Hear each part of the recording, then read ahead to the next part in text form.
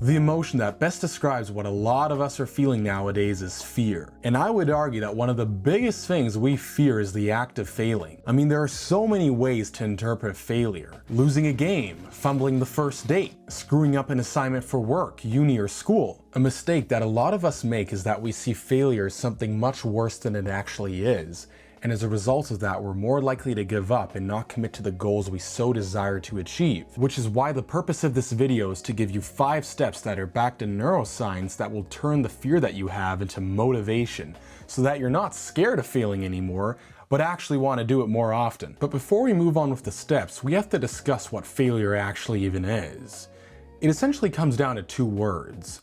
Error detection. It's when our brain realizes that the current approach we're having does not allow us to achieve a certain goal. And as a result of that realization, certain neurochemical reactions happen, and these result in us feeling temporarily more stressed, uncomfortable, and alert. You could say this is the natural way of incentivizing ourselves to find a relief to the uncomfortable sensation we're currently in. But there's one issue. There are 2 ways to find that relief nowadays. One is by taking the victim narrative and outsourcing your responsibility, and the second way of finding relief is actually by addressing the mistake by taking full responsibility for the failure. Yeah, you heard that right. Not a little bit of responsibility, full responsibility for your failure, and engaging in practices or in coping mechanisms that allow you to successfully adapt, evolve, and learn. Which leads me to the steps. The first step is, don't take it personally. A big mistake that a lot of us make is that we see failure as an attack to our identity. I mean, we often frame it as a threat to who we are and to the current life that we're living. I mean, you can just think about all these experiences where you were scared of failing and how you made it to be something much bigger than it actually was. And how in almost every situation you later realized how seeing it this way was more hurtful than helpful. So what happens in the brain? When we fail or go through unexpected, uncomfortable experiences, our amygdala becomes more active, our emotional reactivity increases, and the regulation from our prefrontal cortex gets reduced. This leads to inaccurate assessments and worse judgments,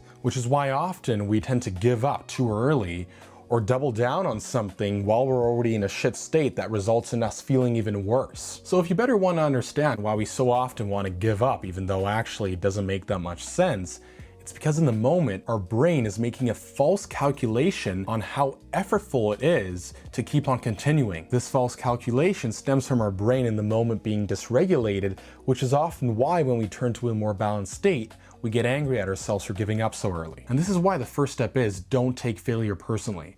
This is essential for reducing temporary nervous system dysregulation. But you see, that's not the only way how to quiet your amygdala and increase the activity of your prefrontal cortex, which leads me to step 2, reframe the meaning. There's a practice that best describes this, which is often used in therapy. It's called cognitive reappraisal. An example in our situation would be, instead of seeing failure as something unfortunate and inhibitory of your success, rather be grateful that you're able to experience it in the first place and learn from it. You see, so many people are stuck living the same lifestyle, engaging in the same bad habits.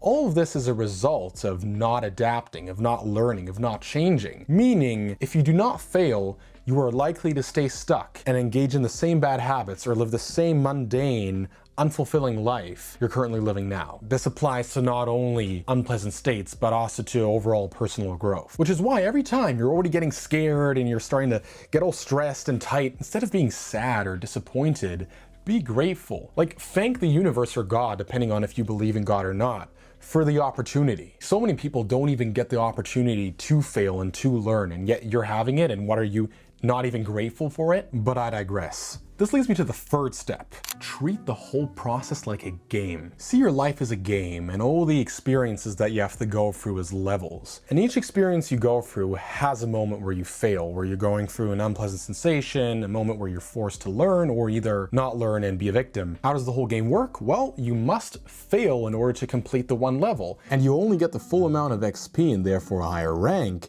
if you successfully deal with the failure and learn from it. So what would happen if you don't fail? Well, you wouldn't complete any level and you wouldn't move on with the game. And what would happen if you would not want to fail properly? So by just taking the victim mindset and outsourcing the responsibility, you would pass the level, but you would not get as much XP, meaning your rank would not increase as fast, and you would be missing out on a lot of potential gains. Why does making a game out of this work so well in reducing your fear?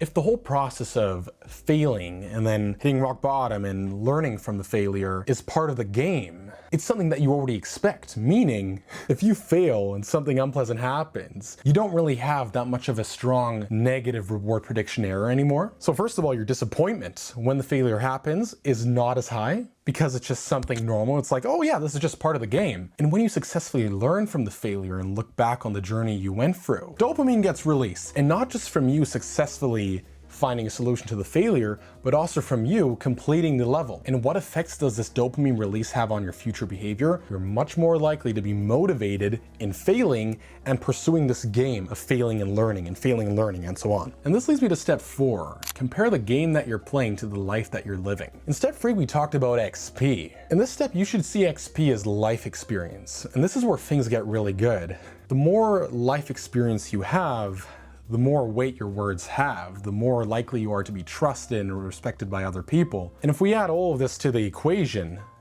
what does this result in? The more you successfully fail, so the more you fail and successfully adapt, the more XP you have. The more XP you have, the more life experience you have. And the more life experience you have, the more you are trusted by other people. This means that failing is essential to becoming an overall more influential person. Who would have thought of that? I mean, just think about all the famous people that are deeply respected or the people that you admire the most.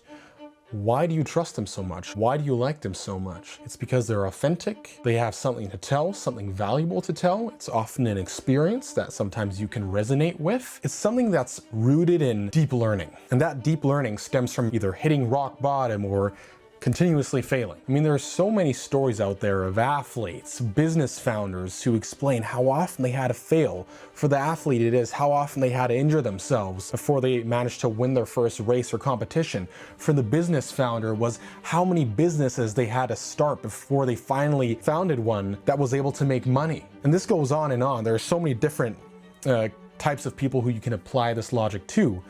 But if you understand one thing, they all had to fail to become influential. They all had to fail to be in the position where they are now. They all had to fail to be respected by people like you and me. And with that, we have the last step. Step 5, actually do what I'm telling you to do. You see, so often people just watch the video, forget what I had to say, and then come back a couple days later or watch another video on the same topic. But if you actually want to reduce your fear of failure and become more motivated, you're going to have to implement these steps. Because in the beginning, even if this is the perfect method, you have to repeat failure as often as possible. You have to engage in it as often as possible, because only with constant exposure will the habit actually form. Which is why I can recommend you write these steps down on your phone or on a piece of paper. I don't fucking care, because else everything I'm telling you in this video is absolutely useless and you wasted your time until now. Anyway, that leads me to the end of this video. By now you should understand that failure is not an inhibitor to your success, but rather its biggest contributor. You should also understand that the reason why you still fear failure is because you tie it to negative emotional experiences from the past, and that this can change for the better in the future as your memory gets updated with experiences in which you manage to successfully adapt to failure. This is all thanks to neuroplasticity, which is why you should always remember your current state never defines who you'll permanently be. And if you're not motivated enough until now, just remember this one simple last thing. Every time you fail, every time you go through an unpleasant sensation that you do not expect to go through, just see it as another story that is waiting to be written that a lot of people want to hear in the future, as much as you believe it or not. Which is why by now you should understand that failing is the easiest and fastest way how to become a more trusted, respected, and influential person, which is why you shouldn't avoid it, but expose yourself more to it. And with that, the only thing I can say is, see you in the next one.